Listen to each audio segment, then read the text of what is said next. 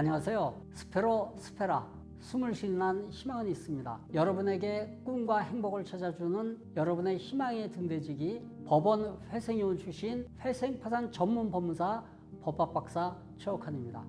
개내생 절차에서 인가결정이 나고 나서 변제 개헌에 따른 변제를 하다가 변제금을 제대로 납부하지 못하면은 법원에서는 이제 폐지 결정을 하게 되거든요. 그런데 종전에는 법원은 폐지의 기본 원칙으로서 3회가 연체됐을 경우에 폐지를 하는 준칙이 있었습니다. 그런데 실무상으로는요, 3회 연체가 됐다고 하더라도 보통 5회, 6회 이렇게 연체가 됐을 때 폐지를 시켰고요. 그리고 12회, 13회 지난 코로나 같은 특수한 상황이겠습니다만은 그때는 17회, 심한 경우 18회 이렇게 연체가 됐을 경우에도 폐지를 안 시키는 경우를 봤습니다. 근데 그건 아주 진짜 극히 예외적인 경우고요. 지금은 그걸 기대를 하면 안 됩니다. 그런데 최근 들어가지고 제 느낌에 법원의 실무가 뭔가 바뀐 것 같아요. 그게 뭐냐면요, 폐지가 되는 사건 수가 굉장히 증가하고 있는 느낌을 받고 있습니다. 전국적으로 각 법원이 지금 폐지를 많이 시키고 있고요. 그 기준도 굉장히 강화가 된 것 같아요. 그래서 이번 영상은 이와 관련한 주제를 가지고 말씀드리려고 하고요. 폐지와 관련해서 왜 대리인 사무실 선택이 중요한 것인지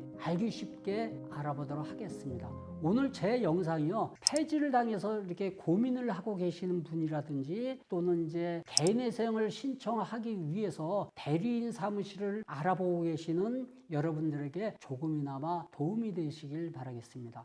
우선 폐지가 뭘까요? 한마디로 간단하게 말하자면 변제금을 내지 못한 겁니다. 세상 일이 내 마음대로 잘 안 되잖아요. 변제금을 한 번, 두 번 미납하다 보면요, 결국 연체가 누적이 돼갖고 법원은 이제 폐지 결정을 하게 되거든요. 서울회생법원의 실무준칙을 보게 되면요, 법원은 이제 인가된 변제 개헌에 따른 변제를 3개월 이상 지체한 사건, 이거를 이제 변제 계획 불수행 사건이라고 하거든요. 이 경우에 3회 연체가 되면은 폐지를 시킵니다. 신청인이 이제 변제 계획을 이행하지 못할 경우에 법원은 이제 신청인에게 폐지 예정 통지서를 보냅니다. 이제 앞에서 말씀드렸지만요, 이제는 법원이 과거와 비교해서 엄격하게 개내생 절차를 운영하고 있는 것 같아요. 왜냐하면 그 전과 비교해서 폐지 건수가 지금 증가하고 있다고 말씀드렸죠. 변제금 3회 연체를 폐지의 기준으로 삼고 있는 이 회생 준칙을 엄격하게 지키는 경향을 보이고 있습니다. 이 전국 법원이 다 마찬가지입니다. 폐지 결정에 대해서 신청인은 즉시항고를 할 수가 있거든요. 즉시항고는요, 폐지 결정 공고로 했을 경우에는 2주, 이 폐지 결정은 송달을 받았다. 이 송달을 받았을 경우에는 1주 안에 법원에다가 즉시항고를 할 수가 있습니다. 그럼 신청인은 즉시항고를 하면서 항고재판부에 통보되기 전에 미납된 변제금을 전부 완납을 하고요, 법원은 폐지 결정을 취소를 하거든요. 그러면 신청인은 이제 나머지 변제금을 변제 개헌에 따른 변제 기간 동안에 변제를 다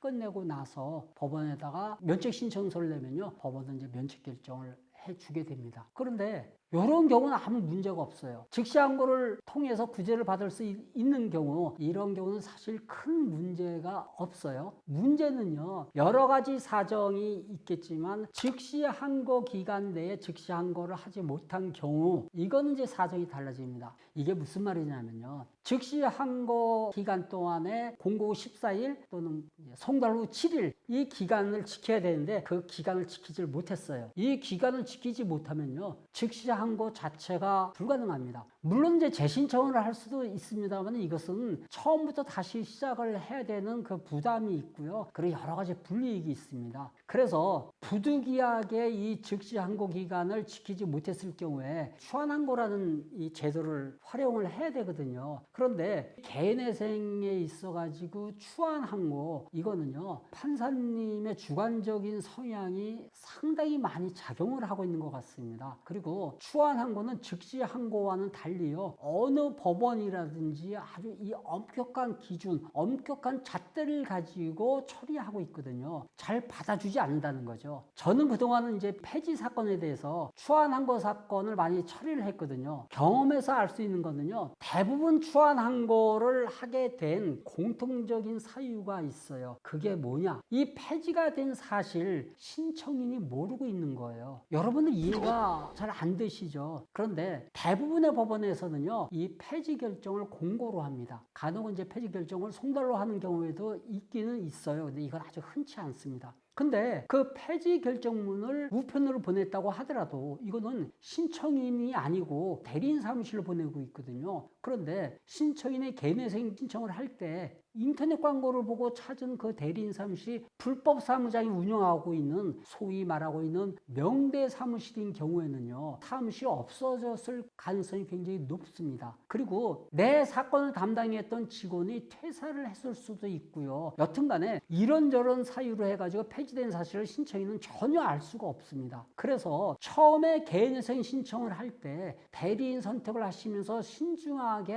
알아보시라는 겁니다. 폐지 사실을 알게 된 후에 즉시 항고든 추한 항고를 하게 되는데요, 어떤 경우든 간에 밀림 변제금을 전부 납부하셔야 됩니다. 밀림 변제금이 3번만 돼도 여러분 입장에서는 상당히 부담스러운 액수가 될 수가 있거든요. 그런데 밀린 액수가 막 7번, 8번 이렇게 연체가 됐을 경우에는요, 어떤 분 같은 경우에는 이게 1000만 원 단위로 변제금이 밀린 액수가 될 수가 있어요. 진짜 황당한 경우죠. 여기에서 여러분이 알아두셔야 될 게 있어요. 내가 대리인 사무실에 개인회생을 맡겼으니까 당연히 그 사무실에서 즉시 항고든 추한 항고든 간에 그냥 해주겠지라고 생각하시면요, 이거 큰 오산입니다. 그거 무료로 해주지 않아요. 그러면 기왕에 이런 일이 발생하지 않도록 하려면요, 개인회생 변제금 절대 밀리지 않도록 하셔야겠죠. 오늘은 이제 개인회생 절차에서 폐지가 된 경우 그 구제 절차, 그러니까 즉시 항고라든지 추한 항고에 대해서 알아봤는데요, 처음부터 여러분의 개인회생 사건을 맡아 처리해줄 대리인 사무실은요, 신중하게 찾으시라는 말씀 오늘 영상에서도 계속 강조하고 있습니다. 개인회생 파산은요, 실무가 워낙 다양하게 이제 존재를 합니다. 그래서 각 법원이라든지 회생위원마다 실무 처리하는 방식이 굉장히 편차가 심하거든요. 그래서 다양한 경험을 해본 대리인 사무실만이 사건의 상황에 맞게 사건을 진행을 할 수가 있는 거거든요.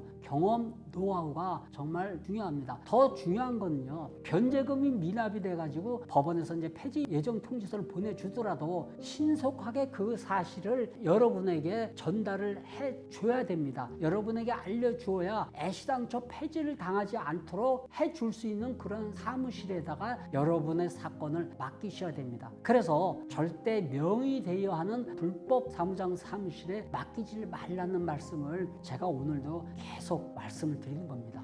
혹시 부득이하게 즉시항고 기간을 준수하지 못했을 경우에는요, 언제든지 저에게 상담 전화 부탁드리겠습니다. 저 같은 경우에는 사실 그동안 추한항고 사건 많이 처리를 해본 경험이 있거든요. 그래서 나름대로의 축적된 경험, 노하우가 있습니다.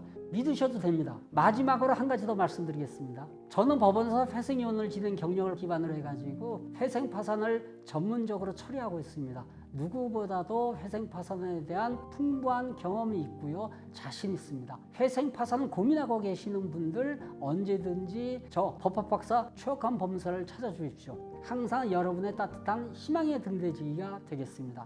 개인회생 여러분 포기하지 마시고 끝까지 최선을 다하시길 응원합니다. 스페로 스페라, 숨을 쉬는 한 희망은 있습니다. 여러분에게 꿈과 행복을 찾아주는 법원 회생위원 출신 회생파산 전문 법무사 법학박사 최욱한의 회생TV는 여기서 마무리하겠습니다. 다음번에도 더 재미있고 유익한 컨텐츠로 찾아뵐 테니까요, 오늘 제 영상이 좋으셨다면 구독과 좋아요 눌러주시고 응원의 댓글 부탁드립니다. 다음 영상에서 뵙겠습니다.